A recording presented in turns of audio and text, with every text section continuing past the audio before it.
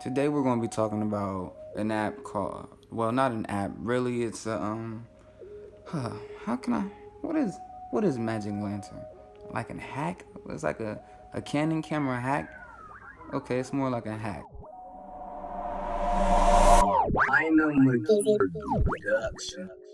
What's good? What's good? It's your boy Makeezy, aka Leo from the CO, and today I'm back at you with another tutorial, aka like a review thing. I know the last one was like a review too, so this is another review. It's called Magic Lantern, which is another app I think just for Canon cameras. It's something that's helped me out a lot as a photographer and videographer, mainly as as a videographer, because this is like an older Canon.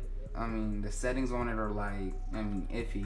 I mean, I think the ISO, the highest ISO is like, like 1,000 or something like that, and like the lowest is like 100. But with Magic Lantern, it's like infinity for real.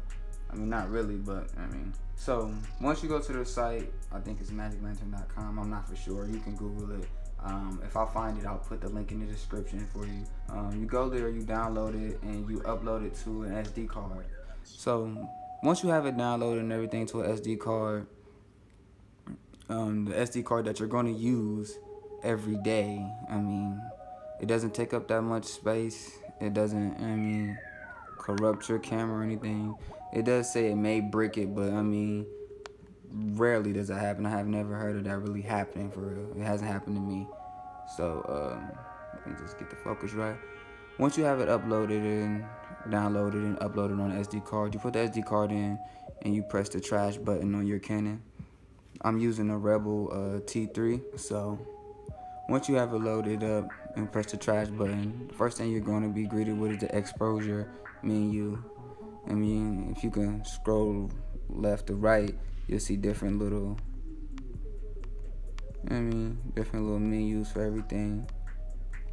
So in order for your exposure things to work, because I know the first thing you're gonna do is like, oh my god, let me try out the different ISOs and shutter speeds and stuff that you read about online that you really can't use, because the native settings only go so far.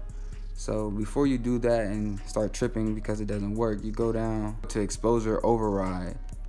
Okay, that just lets Magic Lantern know that you're cool with changes and stuff to the camera and all that, and then you just run free. I really wouldn't put exposure lock on or exposure presets, unless you have them. So you run free with the exposure, and you guys know how to basically use that. It also comes with some great focus peaking and zebras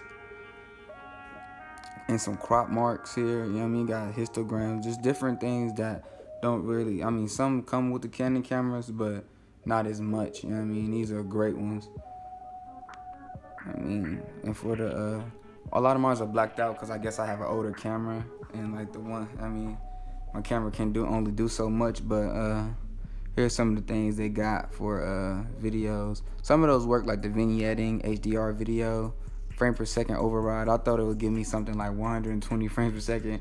It only, like, my camera, the highest it shoots is 30 frames per second, but with Magic Lantern, the highest I can shoot is 35, which is cool.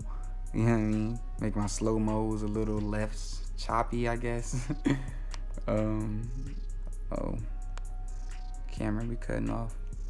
Okay, just press the trash button and get right back where you were. I don't really use it that much for the video, and that's part. My camera's in manual, so if you want to take pictures with it, you gotta have it in manual at all times. But in video, you just go to video and shoot with it in video. It has an intervalometer, which is great for time lapses. So my camera wasn't really couldn't take time lapses. I didn't even know. I'll tell you the truth, I didn't know about time lapses, how they were shot, until I looked it up. I seen Magic Lantern tutorials, and I'm like, oh, let me try this out. And I took a couple. I really haven't got the hang of it yet, but I'm still practicing. Getting better with it. We got motion detect there, so I haven't really tried that, but I'll try it. You know what I mean? To follow focus. So I mean, if there's a bunch of tutorials out on there, if you want me to do tutorials on that, I'll show you how.